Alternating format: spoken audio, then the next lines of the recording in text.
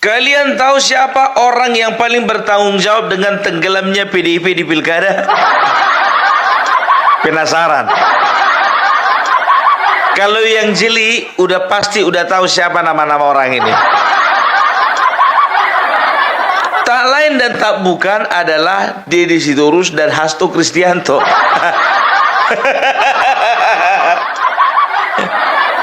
Kok bisa, Bung? Sekarang begini. Deddy Sitorus. Kalian tahu kan posisi Deddy Sitorus?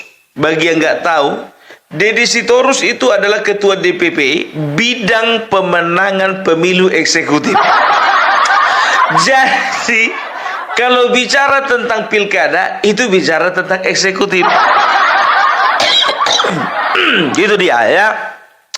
Jadi bisa dikatakan ya, mulai dari tingkat kabupaten, kota sampai gubernur itu tanggung jawabnya si Deddy Sitorus.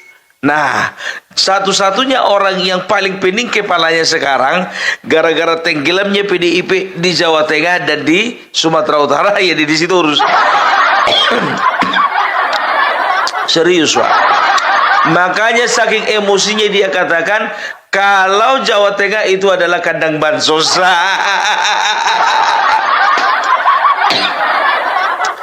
Kenapa dia nggak berani bilang Sumatera Utara kandang bansos? Karena dia merasa terancam. Kalau sempat dia katakan Sumatera Utara kandang bansos, nggak bisa lagi dia pulang kampung. Opungnya di situ, mamaknya dari situ, tulangnya dari situ, amang borunya ada di situ. Di mana? Sumatera Utara. Keluarga istrinya juga entah kemungkinan dari situ, nggak tahu juga aku. Berat, Wak, berat. Makanya aku bilang ya, rakyat Jawa Tengah sangat marah sekali ketika yang namanya Deddy Sitorus itu mengatakan Jawa Tengah menjadi kandang bansos.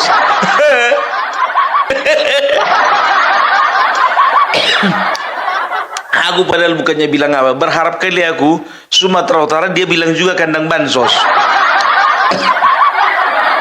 Karena aku pengen tahu juga ya bagaimana reaksinya Sumatera Utara.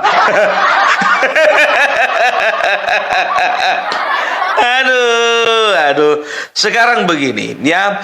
Jadi semua ya pimpinan, semua calon kepala daerah, ya semua cakada yang ada di kabupaten, kota dan gubernur, ya itu semuanya itu bisa dikatakan berguru sama yang namanya Deddy Sitorus. Harusnya menurutku ya seorang ketua DPP Badan Pemenangan Pemilu Eksekutif harusnya orang yang sudah pernah dan punya pengalaman memimpin sebuah daerah. Harusnya itu kan, harusnya begitu. Paling tidak ya kelas kabupaten lah. Coba tanya dulu dia pernah nggak dia menjadi bupati di Tobasa? Atau menjadi bupati di daerah apa sana, di daerah Tapanuli Utara, atau dia di Kalimantan Utara kan, pernah nggak dia jadi bupati di daerah tertentu di sana? Ini enggak gitu loh ya. Jadi makanya aku bilang sebetulnya ya Ibu Megawati memilih yang namanya Deddy Sitorus, nggak tahu aku apa gara-gara modal, apa gara-gara dia kuat modal congor kali. Harusnya punya pengalaman dong, ya kan? Contohnya Gibran, itu kian ketua bidang pemenangan pemilu eksekutif. Karena gimana pun juga Gibran punya pengalaman memimpin kota Solo, nah Deddy Sitorus nggak pernah. Malah kalau ku bilang harusnya yang sudah pernah jadi gubernur gitu loh ya. Kan di Indonesia ini kan banyak contohnya Iwayan Koster kan begitu kan. Yang apa namanya Ganjar Pranowo, walaupun dia sendiri mengatakan bahwasanya walaupun saya 2 kali menjadi gubernur Jawa Tengah, saya ini gagal menurunkan tingkat kemiskinan. Yang penting ada pengalaman.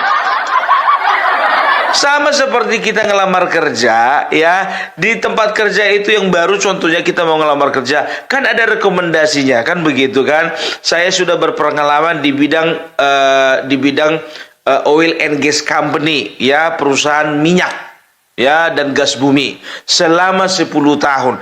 Biasanya orang yang dapat rekomendasi itu, ya, orang yang punya pengalaman itu lebih cepat diterima bekerja daripada yang fresh graduate.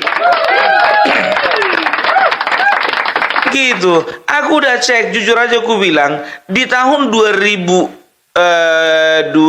berapa itu ya? 2019, periode 2019-2024 ya.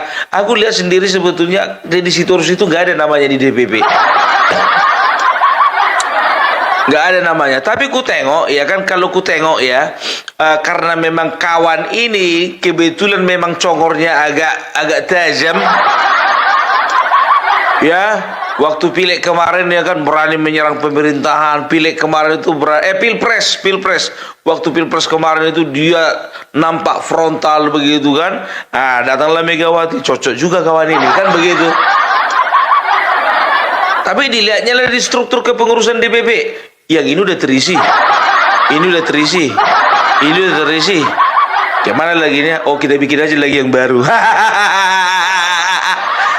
Karena sebelumnya ketua DPP bidang pemenangan pemilu cuma satu.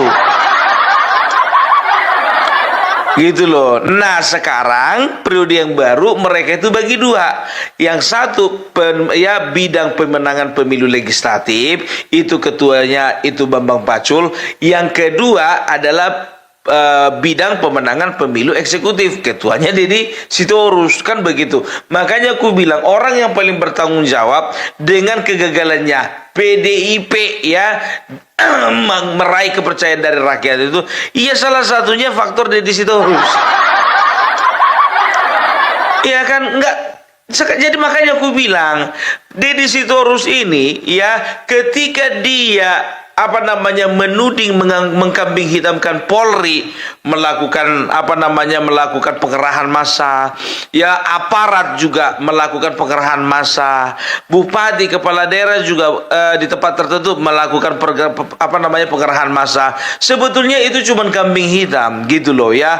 Harusnya dia itu introspeksi diri, loh, ketua badan pemenangan pemilu eksekutifnya saya, ngapain saya harus mencari kambing hitam yang lain? Biar saya jadikan diri saya kambing hitam. Harusnya seperti itu. Ya, jadi orang kalau gagal, jujur aja, itu bedanya budaya di Indonesia sama di Jepang. Kalau di Indonesia, ya, kalau kita melakukan kesalahan, kalau bisa orang lain yang dihukum. Itu dia. Kalau di Jepang enggak, kita melakukan kesalahan ya kita kalau bisa bunuh diri. Kan begitu? Ya, karakiri lah, kan begitu. Ya kan? Ampun Baginda, ampun Ratu, saya sudah gagal melaksanakan pemilu eksekutif. Jadi oleh karena itu saya akan terima risiko.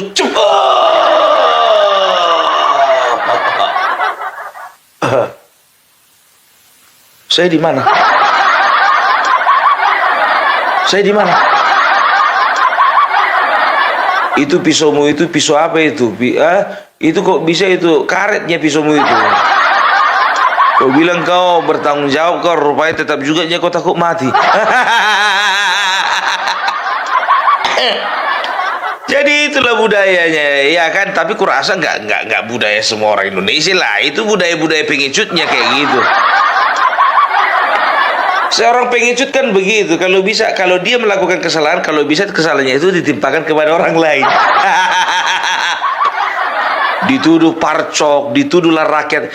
Yang pertama itu yang dikambing hitamkan parcok, ya, pihak kepolisian. Dan tahu enggak kalian, khusus Jawa Tengah, yang dipersalahkan itu, yang jadi kambing hitam itu, tahu kalian siapa? Tak lain dan tak bukan, itu rakyat Jawa Tengah sendiri.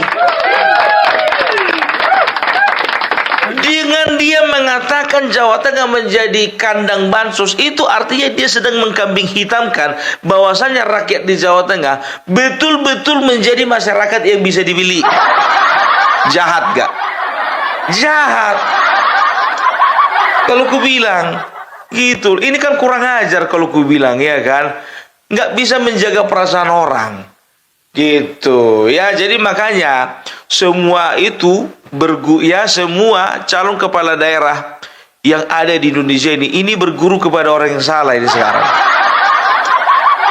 Dipimpin oleh orang yang salah. Masa pula ketua badan pemenangan pemilu eksekutif orang yang nggak pernah memimpin suatu daerah? Pastikan dulu dia itu pernah nggak jadi ketua RT. Jangan cuma gara-gara modal cokor bisa jadi ketua badan pemenangan pemilu. Pantasan kalah. Itu dia. Tapi kalau Bambang Pacul, jujur aja lu ku bilang, ya kan, beliau itu sudah beberapa kali, udah 3 kali lebih menjadi anggota DPR RI. Cocok dia menjadi ketua badan pemenangan pemilu legislatif. Nah, Deddy Sitorus ini kenapa begitu?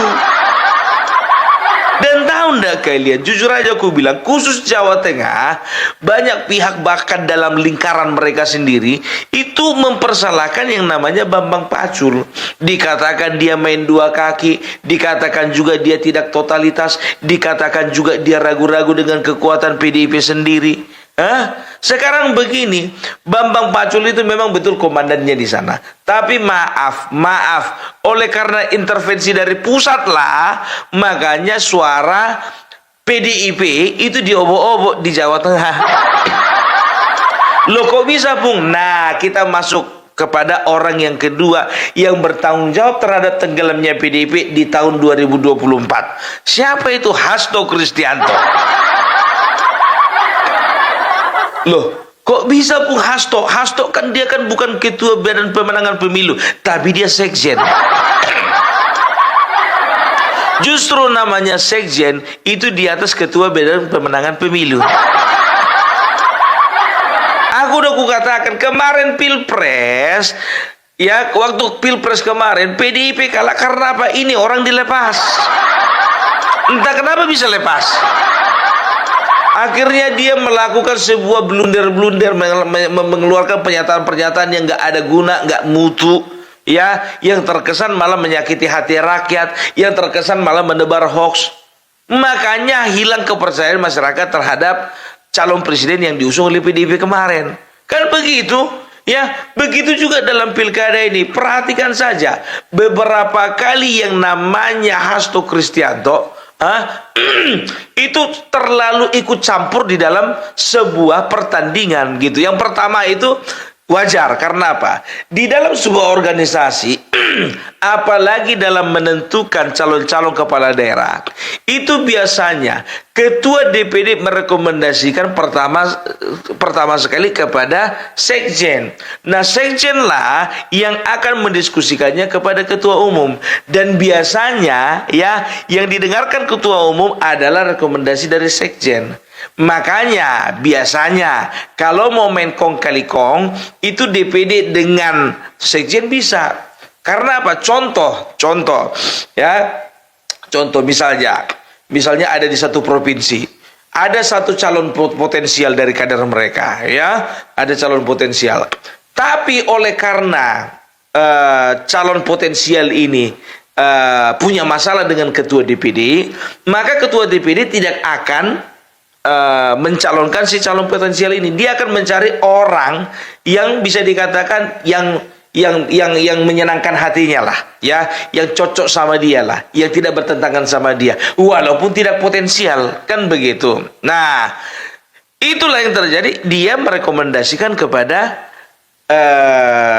sekjen. Nah, walaupun calon potensial tadi juga masuk di dalam pengurusan di pusat, walaupun dia bukan ketua DPP, ya, tapi mungkin dia itu entah ketua tim relawan, entah dia itu ketua dalam organisasi sayap, kan begitu. Tapi karena tidak mendapat rekomendasi antara ketua DPD dan juga sekjen, maka batal itu. Batal. Makanya aku bilang, jadi itulah yang terjadi, ya, itulah yang terjadi. Ini ku ambil saja, ini menurutku ya, ini menurut Opung Parbelak, ya, masalah benar atau tidaknya nggak tahu. Sama seperti Nixon Nababan, bisa dikatakan satu-satunya kader partai yang potensial di Sumatera Utara yang diusungkan kemarin itu Nixon Nababan, ya. Tapi mungkin ya, karena Nixon Nababan ini tidak mendapat perhatian dari ketua DPD, ya, ketua DPD melihat bahwasanya Nixon Nababan kurang mampu membawa suara PDIP di Sumatera Utara, ya, maka dia akan memframing bahwasanya Nixon Nababan ini nggak bisa apalah, tidak bisa membawa suara PDIP signifikan, kan begitu ya, tidak bisa menghasilkan suara. Nah, dicarilah calon lain yang bisa dikatakan ya elektabilitasnya lumayan lah walaupun bukan kader. Dapatlah Edi Rahmayadi. Kita nggak tahu apa kesepakatan antara Edi Rahmayadi dengan yang namanya ketua DPD. Ya, aku nggak tahu entah siapa ketua DPD-nya, ya kan? Perlu nggak aku sepil namanya ya? Nggak usah lah, nggak usah. Jadi nggak tahu entah kenapa ya, mereka itu lebih merekomendasikan Edi Rahmayadi daripada Nixon Nababan. Pung, itu Edi Rahmayadi itu lebih tinggi itu elektabilitasnya daripada Nixon Nababan. Memang betul elektabilitasnya, tapi itu sementara. Kan begitu. Sekarang begini, itulah gunanya mesin partai. Kalau memang ada kader di situ, ya, kalau memang ada kadernya di situ, bisa dikatakan itu Nixon Nababan itu kader lama itu. Loh, kan mereka kan punya mesin partai, mereka punya kepengurusan. Harusnya mereka kerja keras bagaimana menaikkan elektabilitasnya Nixon Nababan. Gitu loh. Ini enggak, mereka malah mengadopsi calon dari lain. Edi Rahmayadi yang bukan kader, ya kan, ujuk-ujuk, ya, waktu kemarin itu tiba-tiba datang Yasona Lauli, ya kan, datang juga Jarot kemarin itu, dipakaikanlah rompi dan juga diberikanlah surat tugas kepada Edi Rahmayadi. Jadilah kader itu barang. Kan begitu. Padahal bukannya bilang apa, yang tahu siapa harus dipilih itu masyarakat, kan begitu, ya. Ketua DPD itu harusnya bisa peka, dilihat siapa maunya masyarakat, begitu. Oh, Edi Rahmayadi memang betul, tapi dia kader bukan. Jadi makanya di sini kalau kukatakan partai ini sekarang ini sudah bergeser menjadi partai yang agak pragmatis. Ku bilanglah agak pragmatis. Karena apa? Bagi mereka kemenangan nomor 1, gitu. Perasaan kader nomor 2. Gitu loh. Dan ternyata terbukti kan, coba Sumatera Utara berapa rupanya di Rahmayadi suaranya? 38. Tetap juga dipertahankan itu, tetap juga kalah. Kita nggak tahu kemarin kalau contohnya bertarung Nixon Nababan, misalnya Nixon Nababan bertarung sama Bobi Nasution, dia kan begitu kan, antara asli kader dengan mantan kader. Bertandinglah situ contohnya sama-sama punya marga. Bisa-bisa itu beda tipis itu. Iya kan, katakanlah Bobi Nasution 51, ya kan, 49 Nixon Nababan. Nah, untuk kedepannya udah bisa dilihat, ini Nixon Nababan berarti ini adalah salah satu calon tangguh ini. Walaupun kalah dipersiapkan di tahun 2029, kan begitu. Sementara di Rahmayadi, emang dia ketua DPD, emang dia ketua DPC enggak? Nixon Nababan ketua DPC. Ya, itu dia. Jadi makanya aku bilang ya, seperti yang namanya siapa ini, si Hasto ini, begitu juga kemarin untuk Pilkada Jawa Tengah, ya. Karena calon dari lawan itu berasal daripada kepolisian, mulailah dibangun narasi bahwasanya kepolisian sudah mulai cawe-cawe. Kepolisian itu sudah mulai main di belakang layar. Kepolisian itu ternyata sudah tidak netral. Kan begitu. Dan disampaikanlah itu di podcastnya Akbar Faisal. Jangan macam-macam loh. Kalau orang sudah berbicara di podcast, itu biasanya menjadi pusat perhatian. Sama kayak Opung Parbela. Tahu ndak kalian, jujur aja aku bilang, ya kan, gara-gara di videoku beberapa waktu yang kemarin itu, karena aku bilang begini, kalau misalnya aku mencalonkan jadi bupati, kira-kira aku cocoknya di mana? Aku bilang, ya kan, itu kan bercanda. Dan aku cocoknya mencalonkan dari partai apa? Aku bilang begitu kan. Dah, kawan-kawan yang lain bilang, Opung dari PSI saja, oke, tampung.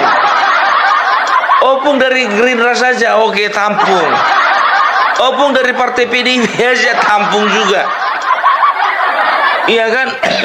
Tiba masuk dari kabupaten mana? Tahu kalian? Bukan dibilang, bukan ada salah satu biar tahu kalian subscribernya Opung Parbela. Bukannya bilang contohnya Kabupaten Tobasa Pung, Kabupaten Tangerang Pung, Kabupaten Bogor contohnya begitu. Ini enggak. Dieditnya foto bupati, mukanya muka Opung Parbela. Ya kan? Setelah itu ada pula namanya di sini Opung Parbela. Ya, tapi bentuk mukanya itu yang nggak proporsional. Tapi gimana pun juga, oke lah. Aku sangat apresiasi lah sama kawanku yang satu ini. Itu dia. Jadi ini artinya apa? Ini artinya yang namanya Hasto Kristianto. Tolong dulu ya. Kalau sekarang begini ya, kalau misalnya calon dari lawan itu kepolisian, jangan kalian serang institusi kepolisian. Jadi contohnya misalnya calon misalnya dari kubu sebelah itu katakanlah dulu anak seorang ulama, anak seorang kiai contohnya. Jadi yang kalian serang itu kiai. Kalian serang itu ulama seluruh Indonesia. Contohnya misalnya nih ya, yang apa namanya calon dari lawan itu adalah seorang dokter. Jadi mau kalian serang itu Ikatan Dokter Indonesia. Nggak boleh begitu ya. Kemarin itu kan bisa dikatakan ya, ini kan betul-betul pernyataan-pernyataan blunder gitu loh. Apalagi dia konek sama yang namanya Koni. Coba Koni sekarang itu, dipanggil kepolisian, dia udah lari dia ke Rusia. Orang gak bertanggung jawab, maunya datang dulu kok ke sini. Enggak, udah nyebar-nyebar hoax, lari dia. Makanya nggak heran mereka berdua ini dikatakan sebagai produsen hoax yang paling jitu di Indonesia. Selalunya itu ada petugas, ada oknum berkata kepada saya, ada anggota berkata kepada saya, kasih tahu namanya, dari kesatuan mana, pangkatnya apa gitu loh, dan apa yang melatar belakangi dia berbuat seperti itu gitu. Jadi ini makanya aku bilang, ini yang namanya Hasto Kristianto bukannya bilang apa, nggak ngerti aku kenapa sampai dia itu ya menemukan sebuah diksi yang namanya parcok itu, partai coklat itu ya. Ini kan seolah-olah sedang mendowngrade kepolisian gitu loh ya, sedang mendowngrade kepolisian, bahwasanya kepolisian itu memang cawe-cawe di dalam pemilu gitu. Harusnya ini orang diperiksa. Ini orang kenapa melakukan sebuah tindakan yang tercela? Kalau aku bilang ini tindakan tercela, karena secara eksplisit dia sudah mempersalahkan kepolisian. Maka dua orang yang bertanggung jawab dengan kekalahan mereka inilah mengusulkan kepada DPR untuk supaya Polri ada di bawah Kemendagri. Sekarang apa? Tujuan kalian mau melemahkan Polri? Nggak bisa, bro. Ku bilang sama kalian, jelek buruknya. Baik buruknya institusi kepolisian, ya, mereka itu bertanggung jawab terhadap keamanan dan ketertiban masyarakat. Ya, begitu juga TNI. Ya, ini banyak orang yang mengatakan begini. Ya, rakyat lebih sayang sama TNI daripada Polri. Rakyat lebih cinta TNI daripada Polri. Ya, ini kadang-kadang ini adalah sebuah narasi yang tidak bertanggung jawab gitu loh. Ya, kalaupun contohnya ada oknum ada oknum di satu institusi melakukan kesalahan, melakukan kejahatan, melakukan tindakan kriminal, dia itu tidak sedang mewakili institusi tersebut.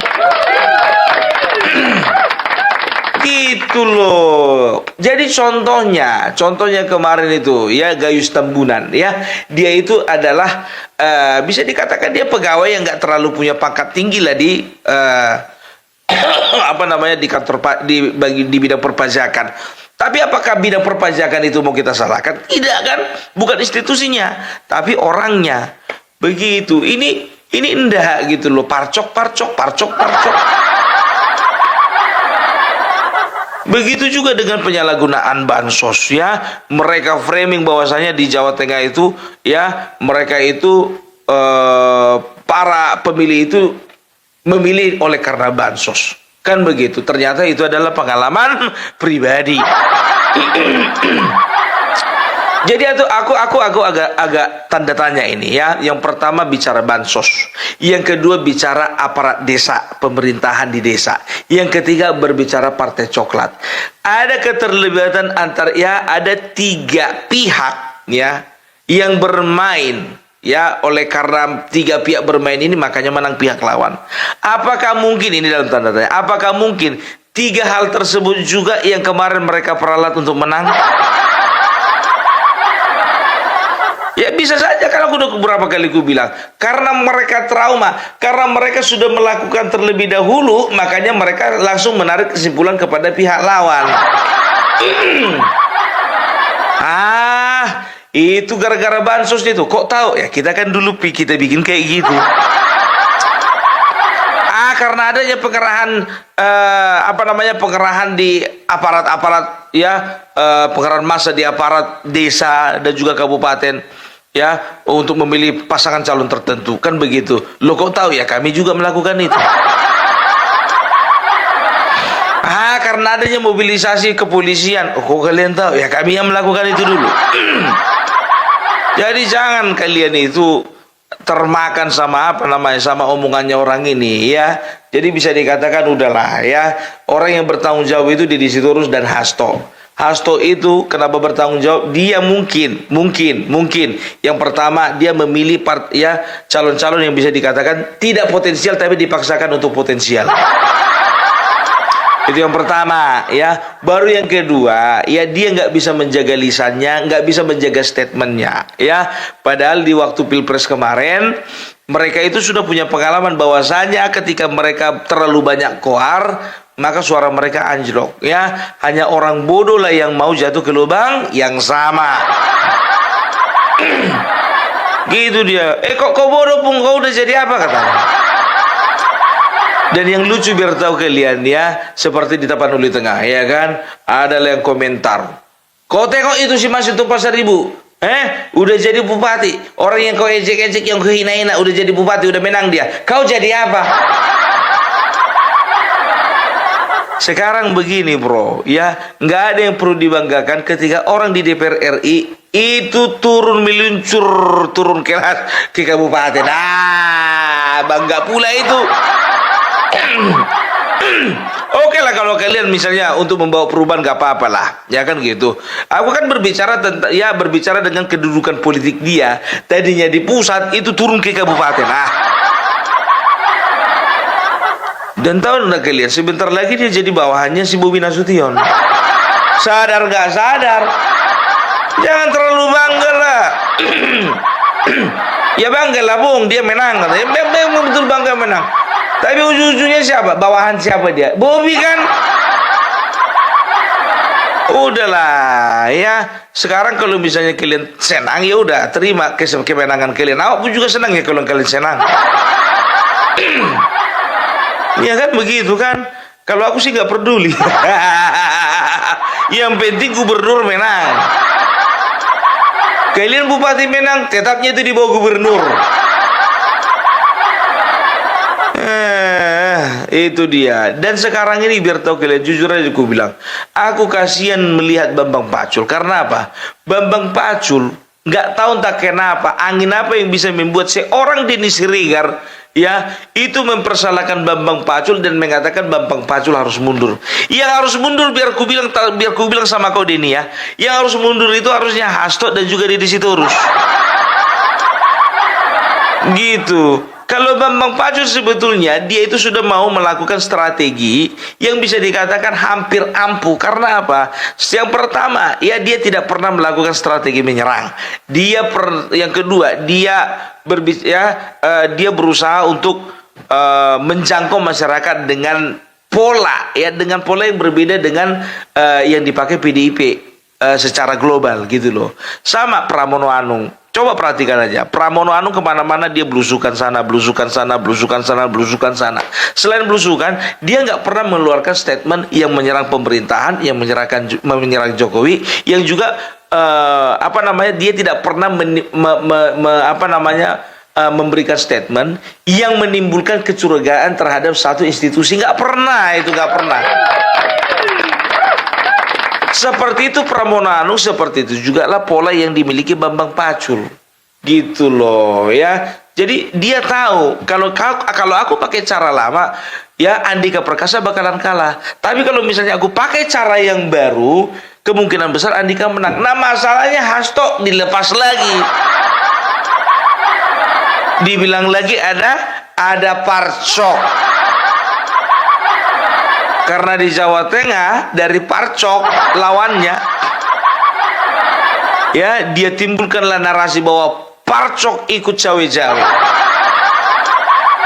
Mulai mendidihlah hati masyarakat, biar tahu kalian. Jujur aja, yang tadinya nggak mau milih jadi milih. Kan begitu. Apalagi Bapak Jokowi turun gunung. Oh, gitu dia ya.